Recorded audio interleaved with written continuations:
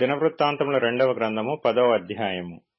రెహబామునకు పట్టాభిషేకము చేయుటకై ఇశ్రాయేలీలందరును షెకెమునకు వెళ్ళగా రెహబాము షెకెమునకు పోయెను.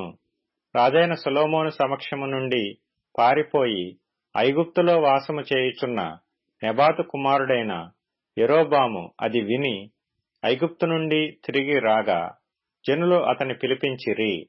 యరొబామును ఇశ్రాయేలు వారందరును కూడి వచ్చి, నీ తండ్రి మా కాడిని బరువు చేసెను.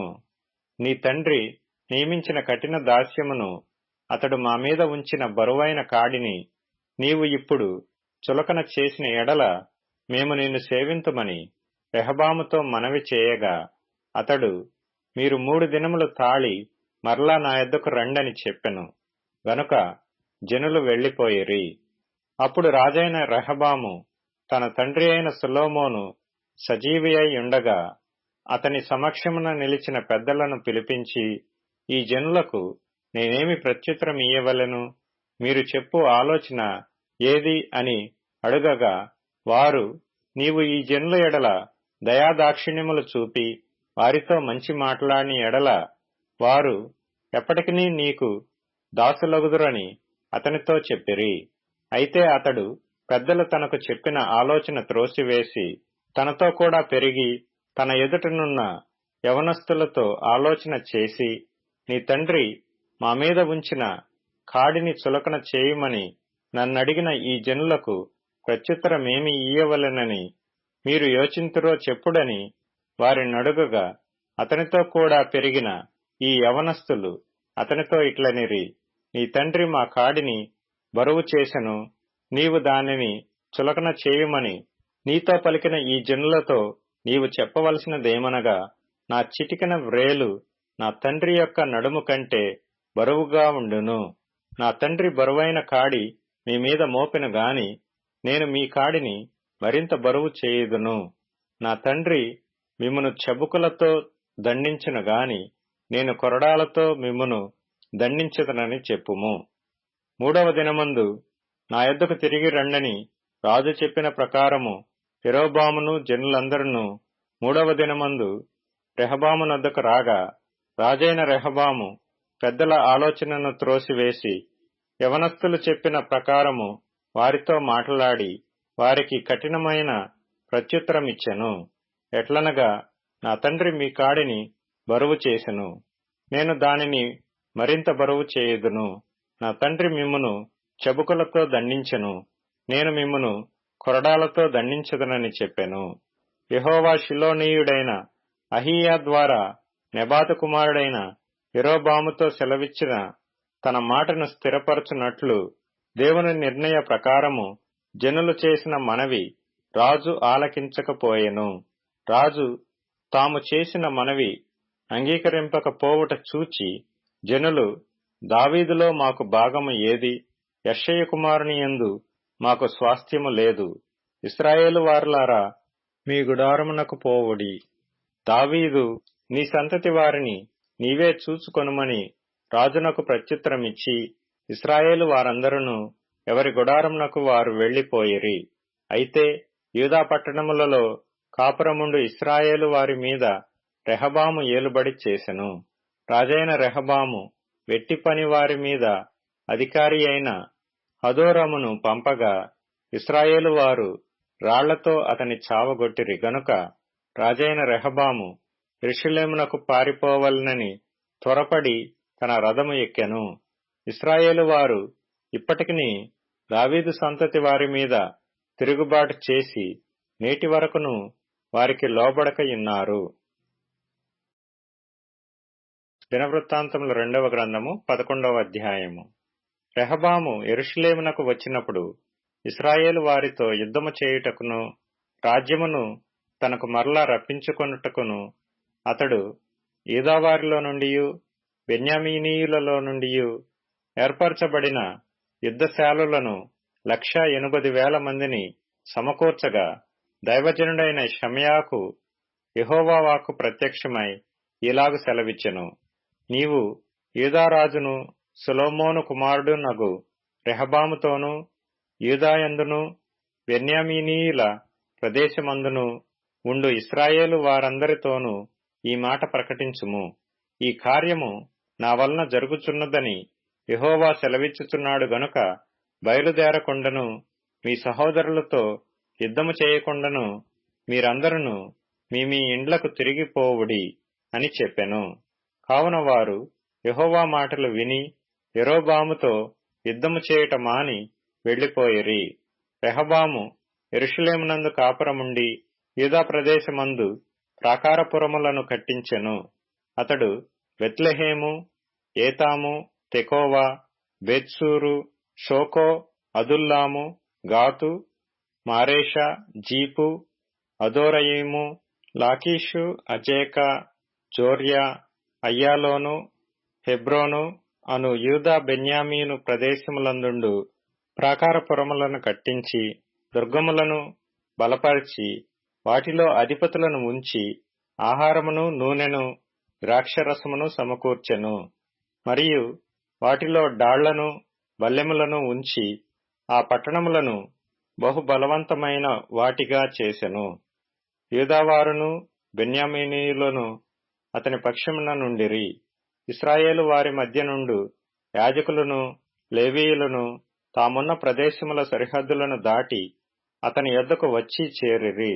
యెరోబామును అతని కుమారులను యెహోవాకు యాజక సేవ జరగకుండా లేవీయులను త్రోసివేయగా వారు తమ గ్రామములను స్వాస్థ్యములను విడిచి యూదాదేశమునకును యెరూషలేమునకును వచ్చిరి. యెరోబాము బలిపీఠములకును దయ్యములకును తాను చేయించిన దూడలకును యాజకులను ఏర్పరచుకొనెను. వారి చర్యలట్లుండగా ఇశ్రాయేలీల గోత్రముల యందంతటను ఇశ్రాయేలీల దేవుడైన యెహోవాను వెదుకుటకు మనస్సు నిలుపుకొనిన వారు తమ పితరుల దేవుడైన యెహోవాకు బలులను అర్పించుటకై యెరూషలేమునకు వచ్చిరి. దావీదును సొలొమోనును నడిచిన మార్గమందు 3 సంవత్సరములు వారు నడిచి యూదారాజ్యమును బలపరిచి 3 సంవత్సరములు సొలొమోను కుమారుడైన రెహబామునకు సహాయకులైరి. రెహబాము దావీదు కుమారుడైన యెరీమోతు కుమార్తెయగు మహలతును యెషయి కుమారుడైన ఎలీయాబు కుమార్తెయగు అబీహాయిలును వివాహము చేసుకొనెను. అతనికి యూషు, షమర్యా, జహము అను కుమారులు కలిగిరి. పిమ్మట అతడు అబ్షాలోము కుమార్తె అయిన మయకాను వివాహము చేసుకొనగా ఆమె అతనికి అబీయాను, అత్తయిని, జీజాను, షెలోమీతును కనెను. రెహబాము 18 మంది భార్యలను పెండ్లి చేసుకొని 60 మంది ఉపపత్నులను తెచ్చుకొని 28 మంది కుమారులను 60 మంది కుమార్తెలను కనెను. అయితే తన భార్యలందరికంటెను ఉపపత్నులందరికంటెను అబ్షాలోము కుమార్తె అయిన మయకాను అతడు ఎక్కువగా ప్రేమించెను. రెహబాము మయకాకు పుట్టిన కుమారుడైన అబీయాను రాజును చేయతలచి అతని సహోదరుల మీద ప్రధానునిగాను అధిపతినిగాను అతన్ని నియమించెను. అతడు మంచి మెలకువ గలవాడై తన కుమారులలో శేషించిన వారిని యూదా బెన్యామీను సంబంధములైన ఆయా ప్రదేశములలోని ఆయా ప్రాకారపురముల యందు అధిపతులుగా నియమించి వారికి విస్తారమైన సొత్తు ఇచ్చి వారికి పెండ్లిండ్లు చేసెను. దినవృత్తాంతములు 2వ గ్రంథము 12వ అధ్యాయము. రెహబాము రాజ్యము స్థిరపడి తాను బలపరచబడిన తరువాత అతడును ఇశ్రాయేలీలందరూ యెహోవా ధర్మశాస్త్రమును విసర్జించిరి. వారు యెహోవా ఎడల ద్రోహము చేసినందున రాజైన రెహబాము యొక్క 5వ సంవత్సరమందు ఐగుప్తు రాజైన షీషకు 1200 రథములతోనూ 60,000 గుర్రపు రౌతులతోనూ యెరూషలేము మీదికి వచ్చెను. అతనితో కూడా ఐగుప్తు నుండి వచ్చిన లూబీయులు, సుక్కీయులు, కూషీయులు అనువారు లెక్కకు మించియుండిరి. అతడు యూదాకు సమీపమైన ప్రాకారపురములను పట్టుకొని యెరూషలేము వరకు రాగా ప్రవక్త అయిన షెమయా రెహబామునొద్దకును షీషకునకును భయపడి యెరూషలేమునకు వచ్చి కూడియున్న యూదావారి అధిపతుల యొద్దకును వచ్చి, మీరు నన్ను విసర్జించితిరి గనుక నేను మిమ్మును షీషకు చేతిలో పడనిచ్చియున్నానని యెహోవా సెలవిచ్చుచున్నాడని చెప్పెను. అప్పుడు ఇశ్రాయేలీల అధిపతులను రాజును తమను తాము తగ్గించుకొని యెహోవా న్యాయస్థుడని ఒప్పుకొనిరి. వారు తమను తాము తగ్గించుకొనుట యెహోవా చూచెను గనుక యెహోవా వాక్కు షమయాకు ప్రత్యక్షమై ఈలాగు సెలవిచ్చెను. వారు తమను తాము తగ్గించుకొనిరి గనుక నేను వారిని నాశనము చేయక షీషకు ద్వారా నా ఉగ్రతను యెరూషలేము మీద కుమ్మరించక త్వరలోనే వారికి రక్షణ దయచేసెదను. అయితే నన్ను సేవించుటకును భూరాజులకు దాసులై ఇండుటకును ఎంత భేదమున్నదో వారు తెలుసుకొనున్నట్లు వారు అతనికి దాసులగుదురు. ఐగుప్తు రాజైన షీషకు యెరూషలేము మీదకి వచ్చి యెహోవా మందిరపు బొక్కసములన్నిటినీ రాజనగరులోని బొక్కసములన్నిటినీ దోచుకొని సొలొమోను చేయించిన బంగారపు డాళ్లను తీసుకొని పోయెను. వాటికి బదులుగా రాజైన రెహబాము ఇత్తడి డాళ్లను చేయించి వాటిని రాజనగరు యొక్క ద్వారమును కాయి సేవకుల యొక్క అధిపతులకు అప్పగించెను. రాజు యెహోవా మందిరములోనికి ప్రవేశించినప్పుడెల్లా నగర సేవకులు వచ్చి వాటిని ఎత్తి తరువాత వాటిని మరలా గదిలో ఉంచుచూ వచ్చిరి. అతడు తను తాను తగ్గించుకొనినందున యెహోవా అతని బొత్తిగా నిర్మూలము చేయక యూదావారు కొంతమట్టుకు మంచితనముననుసరించుట చూచి తన కోపము అతని మీద నుండి త్రిప్పుకొనెను. రాజైన రెహబాము యెరూషలేమునందు స్థిరపడి ఏలుబడి చేసెను. రెహబాము ఏలనారంభించినప్పుడు 41 సంవత్సరముల ఈడు గలవాడై ఉండెను. తన నామమును అచ్చట ఉంచుటకై ఇశ్రాయేలీల గోత్రములన్నిటిలో నుండి యెహోవా కోరుకొనిన పట్టణమగు యెరూషలేమునందు అతడు 17 సంవత్సరములు ఏలెను. అతని తల్లి పేరు నయమా, ఆమె అమ్మోనీయురాలు. అతడు తన మనస్సు యెహోవాను వెదుకుట యందు నిలుపుకొనక చెడు క్రియలు చేసెను. రెహబాము చేసిన కార్యములన్నిటినీ గూర్చియు షమయా రచించిన గ్రంథమందును దీర్ఘదర్శి అయిన ఇద్దో రచించిన వంశావళి యందును వ్రాయబడి ఉన్నది. రెహబామునకును యెరోబామునకును యుద్ధము ఎడతెగక జరిగెను. రెహబాము తన పితరులతో కూడా నిద్రించి దావీదు పట్టణమందు పాతిపెట్టబడెను. అతని కుమారుడైన అబీయా అతనికి బదులుగా రాజాయెను. దినవృత్తాంతముల 2వ గ్రంథము 13వ అధ్యాయము. రాజైన యెరోబాము ఏలుబడిలో 18వ సంవత్సరమందు అబీయా యూదావారిని ఏలనారంభించెను. అతడు 3 సంవత్సరములు యెరూషలేమునందు ఏలెను.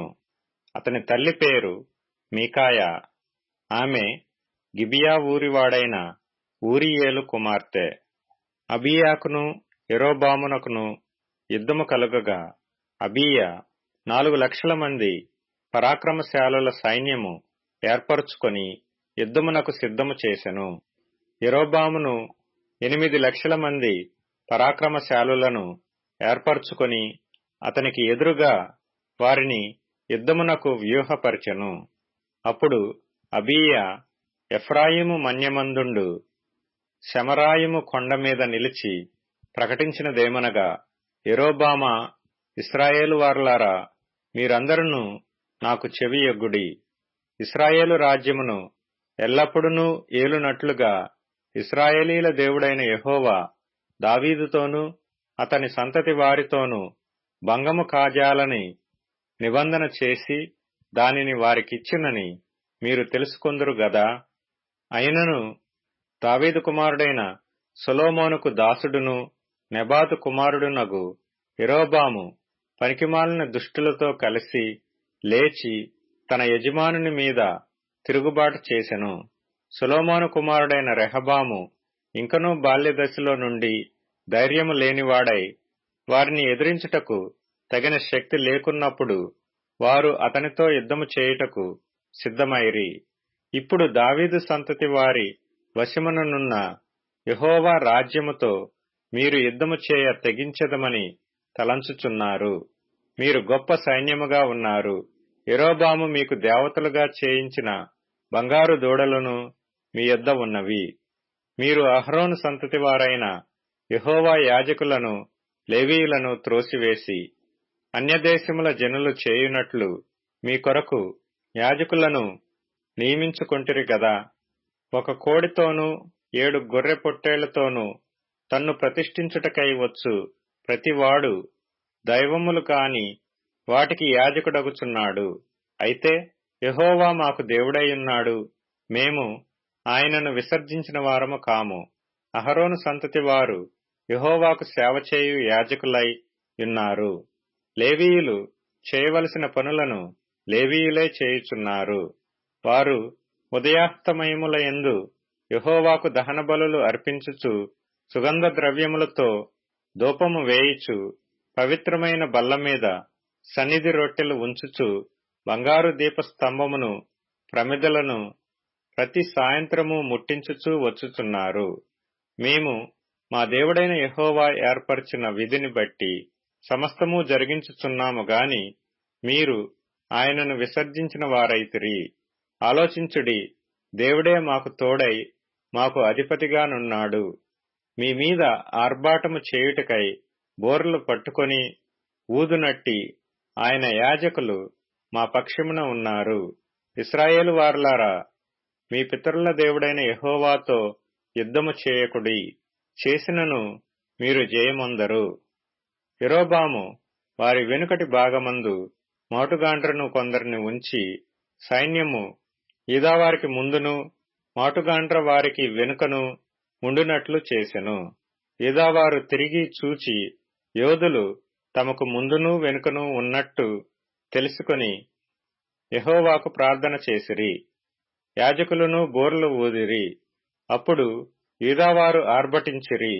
యూదావారు ఆర్భటించినప్పుడు యెరోబామును ఇశ్రాయేలు వారందరూ అబీయా ఎదుటను యూదావారి ఎదుటను నిలవలేకుండునట్లు దేవుడు వారిని మొత్తినందున ఇశ్రాయేలు వారు యూదావారి ఎదుట నుండి పారిపోయిరి. దేవుడు వారిని యూదావారి చేతికి అప్పగించినందున అబీయాయును అతని జనులను వారిని ఘోరముగా సంహరించిరి. ఇశ్రాయేలు వారిలో 5,00,000 మంది పరాక్రమశాలులు హతులైరి. ఈ ప్రకారము ఇశ్రాయేలు వారు ఆ కాలమందు తగ్గింపబడిరి గాని యూదావారు తమ పితరుల దేవుడైన యెహోవాను ఆశ్రయించిన హేతువు చేత జయముందిరి. అబీయా యెరోబామును తరిమి బేతేలును దాని గ్రామములను, యెషానాను దాని గ్రామములను, ఎఫ్రోనును దాని గ్రామములను పట్టుకొనెను. అబీయా బ్రతికిన కాలమున యెరోబాము మరలా బలము పొందలేదు. యెహోవా అతని మొత్తినందున అతడు మరణమొందెను. అబీయా వృద్ధి నొందెను. అతడు 14 మంది భార్యలను వివాహము చేసుకొని 22 కుమారులను 16 కుమార్తెలను కనెను. అబీయా చేసిన ఇతర కార్యములను గూర్చియు అతని చర్యను గూర్చియు అతని కాలమున జరిగిన సంగతులను గూర్చియు ప్రవక్త అయిన ఇద్దో రచించిన సటీకా గ్రంథమునందు రాయబడి ఉన్నది. దినవృత్తాంతముల 2వ గ్రంథము 14వ అధ్యాయము. అబీయా తన పితరులతో కూడా నిద్రింపగా జనులు అతనిని దావీదు పట్టణమందు పాతిపెట్టిరి. అతనికి బదులుగా అతని కుమారుడైన ఆసా రాజాయెను. ఇతని దినములలో దేశము 10 సంవత్సరములు నెమ్మది పొందెను. ఆసా తన దేవుడైన యెహోవా దృష్టికి అనుకూలముగాను యథార్థముగాను నడిచినవాడై అన్యదేవతల బలిపీఠములను పడగొట్టి ఉన్నత స్థలములను పాడుచేసి ప్రతిమలను పగులగొట్టి దేవతాస్తంభములను కొట్టివేయించి వారి పితరుల దేవుడైన యెహోవాను ఆశ్రయించుటకును ధర్మశాస్త్రమును బట్టియు విధిని బట్టియు క్రియలు జరిగించుటకును యూదావారికి ఆజ్ఞాపించి ఉన్నత స్థలములను సూర్యదేవతా స్తంభములను యూదావారి పట్టణములన్నిటిలో నుండి తీసివేసెను. అతని ఏలుబడియందు రాజ్యము నెమ్మదిగా ఉండెను. ఆ సంవత్సరములలో అతనికి యుద్ధములు లేకపోవుట చేత దేశములో నెమ్మది కలిగియుండెను. యెహోవా అతనికి విశ్రాంతి దయచేసి ఉండగా అతడు యూదాదేశమున ప్రాకారములు గల పట్టణములను కట్టించెను. అతడు యూదావారికి ఈలాగు ప్రకటన చేసెను: మన దేవుడైన యెహోవాను మనము ఆశ్రయించితిమి. ఆశ్రయించినందున ఆయన మన చుట్టూను నెమ్మది కలుగజేసి ఉన్నాడు. దేశమందు మనము నిరభ్యంతరముగా తిరగవచ్చును. మనము ఈ పట్టణములను కట్టించి వాటికి ప్రాకారములను, గోపురములను, గుమ్మములను, ద్వారబంధములను అమర్చుదము. కాగా వారు పట్టణములను కట్టి వృద్ధి నొందిరి. ఆ కాలమున డాళ్లను, ఈటెలను పట్టుకొను 3,00,000 మంది యూదావారును, కేడెములు ధరించి విల్లువేయు 2,80,000 మంది బెన్యామీనీయులను కూడిన సైన్యము ఆసాకు ఉండెను. వీరందరును పరాక్రమశాలులై ఉండిరి. కూషీయుడైన జెరహు వారి మీద దండెత్తి 1,000 సైన్యమును 300 రథములను కూర్చుకొని బయలుదేరి మారేషా వరకు రాగా ఆసా అతనికి ఎదురుబోయెను. వారు మారేషానొద్ద జపాతా అను పల్లపు స్థలమందు పంక్తులు తీర్చి యుద్ధము కలపగా ఆసా తన దేవుడైన యెహోవాకు మొర్రపెట్టి, యెహోవా, విస్తారమైన సైన్యము చేతిలో ఓడిపోకుండా బలములేని వారికి సహాయము చేయుటకు నీకన్నా ఎవరునూ లేరు. మా దేవా యెహోవా, మాకు సహాయం చేయుము. నిన్నే నమ్ముకొని ఉన్నాము. నీ నామమును బట్టియే ఈ సైన్యమును ఎదిరించుటకు బయలుదేరి ఉన్నాము. యెహోవా, నీవే మా దేవుడవు. నరమాతృలను నీ పైని జయమొందనీయకుము అని ప్రార్థింపగా యెహోవా ఆ కూషీయులను ఆసా ఎదుటను, యూదావారి ఎదుటను నిలువనీయక వారిని మొత్తినందున వారు పారిపోయిరి. ఆసాయును అతనితో కూడానున్న వారును గెరారు వరకు వారిని తరుముగా కూషీయులు మరలా పంక్తులు తీర్చలేక యెహోవా భయము చేతను ఆయన సైన్యపు భయము చేతను పారిపోయిరి. యూదావారు విశేషమైన కొల్ల సొమ్ము పట్టుకొనిరి. గెరారు చుట్టూనున్న పట్టణములలోని వారందరి మీదికి యెహోవా భయము వచ్చిన గనుక ఆ పట్టణములన్నిటినీ కొల్లపెట్టి వాటిలోనున్న మిక్కుటమైన కొల్ల సొమ్మంతయు దోచుకొనిరి. మరియు వారు పశుల శాలలను పడగొట్టి విస్తారమైన గొర్రెలను, ఒంటెలను సమకూర్చుకొని యెరూషలేమునకు తిరిగి వచ్చిరి. దినవృత్తాంతముల 2వ గ్రంథము 15వ అధ్యాయము. ఆ కాలమున దేవుని ఆత్మ ఓదేదు కుమారుడైన అజర్యా మీదికి రాగా అతడు ఆసాను ఎదుర్కొనబోయి ఈలాగు ప్రకటించెను. ఆసా, యూదావారులారా, బెన్యామీనీయులారా, మీరందరూ నా మాట వినుడి.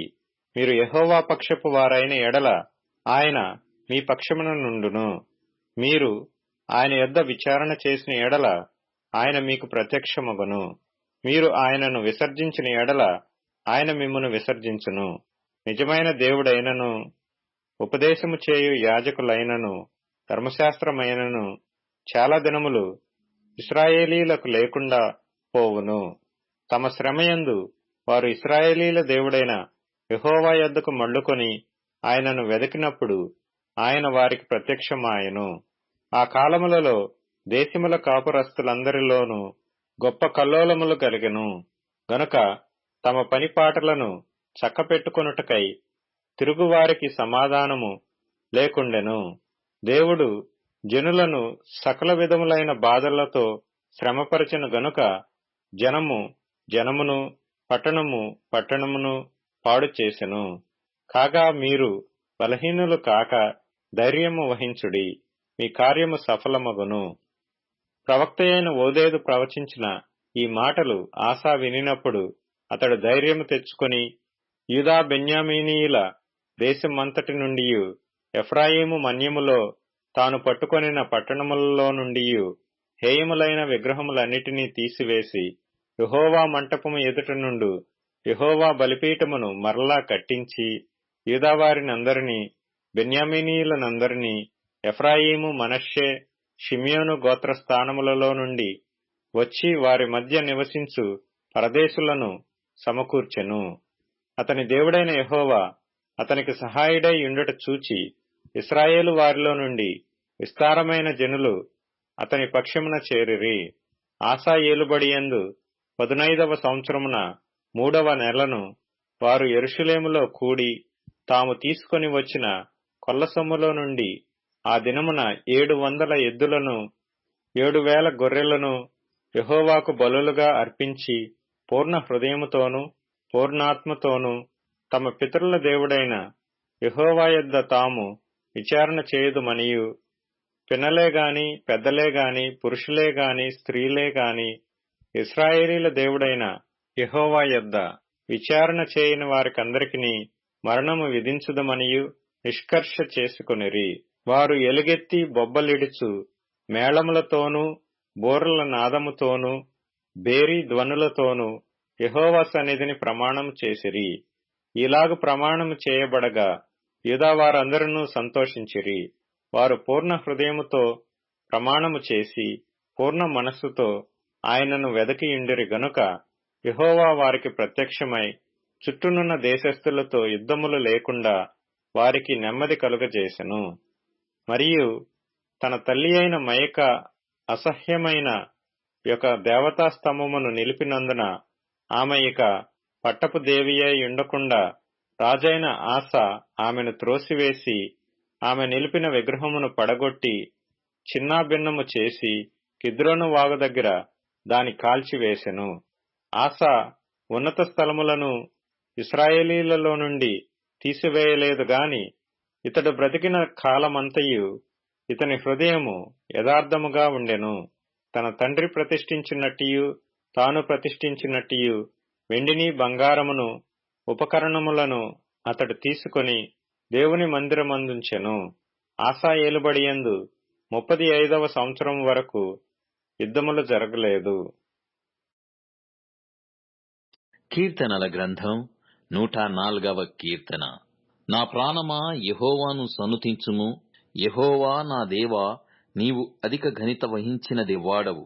నీవు మహాత్మ్యమును ప్రభావమును ధరించియున్నావు. వస్త్రము వలె వెలుగును నీవు కప్పుకొనియున్నావు. తెరను పరిచినట్టు ఆకాశ విశాలమును నీవు పరిచియున్నావు.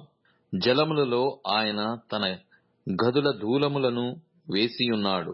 మేఘములను తనకు వాహనముగా చేసుకుని గాలి రెక్కల మీద గమనము చేయుచున్నాడు. వాయువులను తనకు దూతలుగాను అగ్నిజ్వాలలను తనకు పరిచారకులుగాను ఆయన చేసుకునియున్నాడు. భూమి ఎన్నటికిని కనబడకుండునట్లు ఆయన దానిని పునాదుల మీద స్థిరపరచెను. దానిమీద అగాధ జలములను నీవు వస్త్రము వలె కప్పితివి. కొండలకు పైగా నీళ్లు నిలిచెను. నీవు గద్దింపగానే అవి పారిపోయెను. నీ ఉరుము శబ్దము విని అవి త్వరగా పారిపోయెను. నీవు వాటికి నియమించిన చోటికి పోవుటకై అవి పర్వతములెక్కెను, పల్లములకు దిగెను. అవి మరలి వచ్చి భూమిని కప్పకయుండునట్లు అవి దాటలేని సరిహద్దులు నీవు వాటికి నియమించితివి. ఆయన కొండలోయలలో నీటి బుగ్గలను పుట్టించెను. అవి మన్యములలో పారును. అవి అడవి జంతువులన్నిటికీ దాహమిచ్చును. వాటి వలన అడవి గాడిదలు దప్పి తీర్చుకొనును. వాటి ఒడ్డున ఆకాశ పక్షులు వాసము చేయును. కొమ్మల నడుమ అవి సునాదము చేయును. తన గదులలో నుండి ఆయన కొండలకు జలధారలనిచ్చును. నీ క్రియల ఫలము చేత భూమి తృప్తి పొందుతున్నది. పశువులకు గడ్డిని, నరుల ఉపయోగమునకు కూరమొక్కలను ఆయన మొలిపించుచున్నాడు.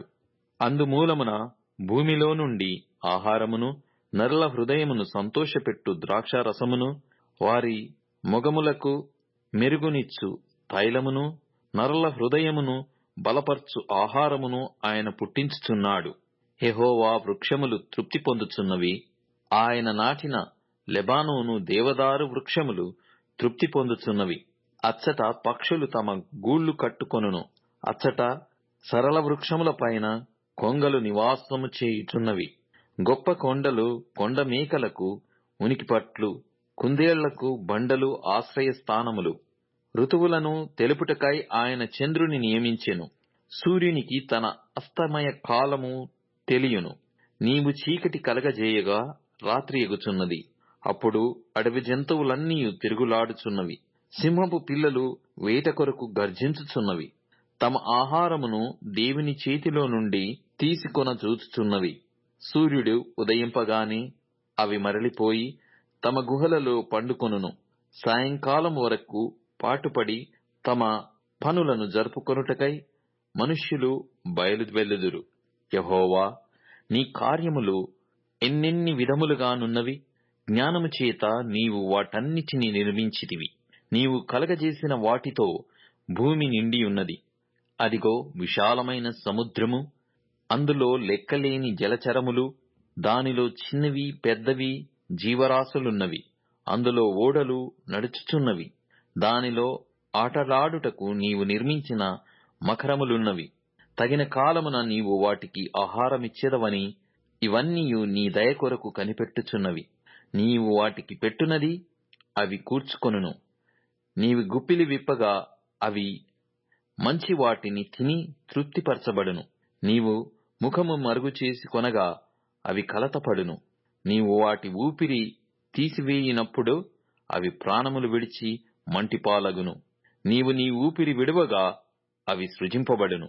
అట్లు నీవు భూతలమును నూతనపరచుచున్నావు. యెహోవా మహిమ నిత్యముండునుగాక. యెహోవా తన క్రియలను చూచి ఆనందించునుగాక.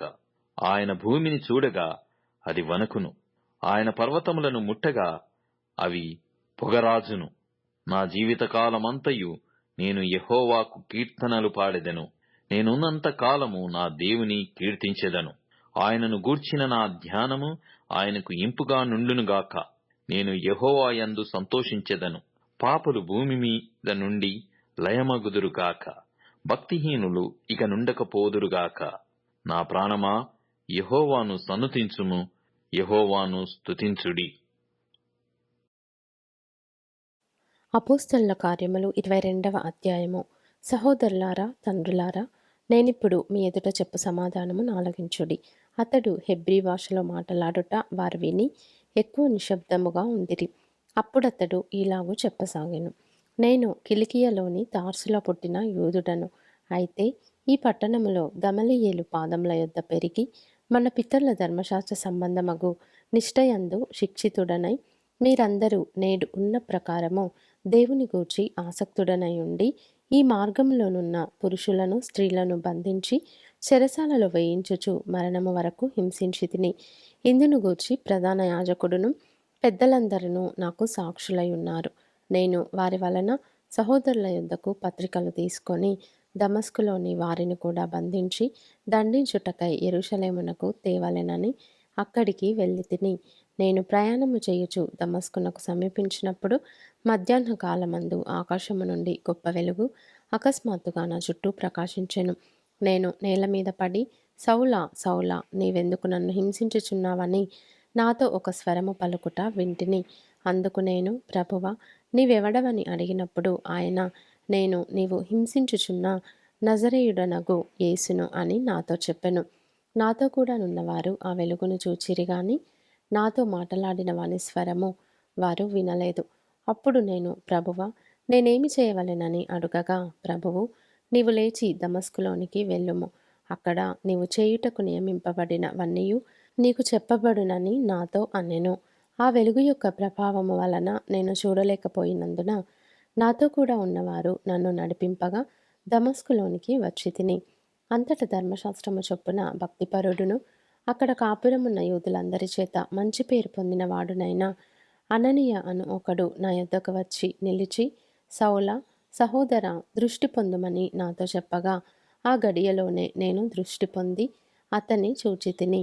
అప్పుడతడు మన పితరుల దేవుడు తన చిత్తమును తెలుసుకొనుటకును ఆ నీతిమంతుని చూచుటకును ఆయన నోటి మాట వినుటకును నిన్ను నియమించి ఉన్నాడు. నీవు కన్నవాటిని గూర్చియు విన్నవాటిని గూర్చియు సకల మనుషుల ఎదుట ఆయనకు సాక్షివై ఉందువు. గనుక నీవు తడవు చేయుట ఎందుకు? లేచి ఆయన నామమును బట్టి ప్రార్థన చేసి బాప్తిస్మము పొంది నీ పాపములను కడిగి వేసుకొనుమని చెప్పెను.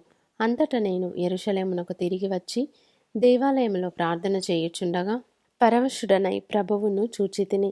అప్పుడు ఆయన, నీవు త్వరపడి యెరూషలేము విడిచి శీఘ్రముగా వెళ్ళుము. నన్ను గూర్చి నీవిచ్చు సాక్ష్యము వారంగీకరింపరని నాతో చెప్పెను. అందుకు నేను, ప్రభువా, ప్రతి సమాజ మందిరములోనూ నీ యందు విశ్వాసముంచు వారిని నేను చెరసాలలో వేయుచు కొట్టుచునుంటినని వారికి బాగుగా తెలియను. మరియు నీ సాక్షి అయిన స్టెఫను రక్తము చిందింపబడినప్పుడు నేను కూడా దగ్గర నిలిచి అందుకు సమ్మతించి అతని చంపిన వారి వస్త్రములకు కావలియుంటినని చెప్పి తిని.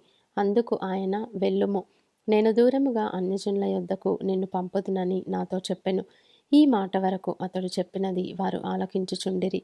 అప్పుడు, ఇటువంటి వాడు బ్రతుకతగడు, భూమి మీద ఉండకుండా వానిని చంపివేయుడని కేకలు వేసిరి. వారు కేకలు వేయుచు తమ పైబట్టలు విదుల్చుకొని ఆకాశము తట్టు దుమ్మెత్తిపోయుచుండగా వారతనికి విరోధముగా ఈలాగు కేకలు వేసిన హేతువేమో తెలుసుకొనుటకై సహస్రాధిపతి కొరడాలతో అతనిని కొట్టి విమర్శింపవలెనని చెప్పి కోటలోనికి తీసుకొని పొండని ఆజ్ఞాపించెను. వారు పౌలును వారులతో కట్టుచున్నప్పుడు అతడు తన దగ్గర నిలిచియున్న శతాధిపతిని చూచి, శిక్ష విధింపకయే రోమియుడైన మనుష్యుని కొరడాలతో కొట్టుటకు మీకు అధికారమున్నదా అని అడిగెను. శతాధిపతి ఆ మాట విని సహస్రాధిపతి యొద్దకు వచ్చి, నీవేమి చేయబోవుచున్నావు? ఈ మనుష్యుడు రోమియుడు సుమి అనెను. అప్పుడు సహస్రాధిపతి వచ్చి అతనిని చూచి, నీవు రోమియుడవా? అది నాతో చెప్పుమనగా అతడు అవునని చెప్పెను. సహస్రాధిపతి, నేను బహుద్రవ్యమిచ్చి ఈ పౌరత్వము సంపాదించుకొంటిననెను. అందుకు పౌలు, నేనైతే పుట్టుకతోనే రోమియుడననెను. కాబట్టి అతని విమర్శింపబోయిన వారు వెంటనే అతనిని విడిచిపెట్టిరి. మరియు అతడు రోమియుడని తెలుసుకొన్నప్పుడు అతని బంధించినందుకు సహస్రాధిపతి కూడా భయపడెను. మరునాడు యూదులు అతని మీద మోపిన నేరమేమో తాను నిశ్చయముగా తెలుసుకొనగోరి సహస్రాధిపతి అతన్ని వదిలించి ప్రధాన యాజకులను మహాసభ వారందరూ కూడి రావాలనని ఆజ్ఞాపించి పౌలును తీసుకొని వచ్చి వారి ఎదుట నిలువబెట్టెను.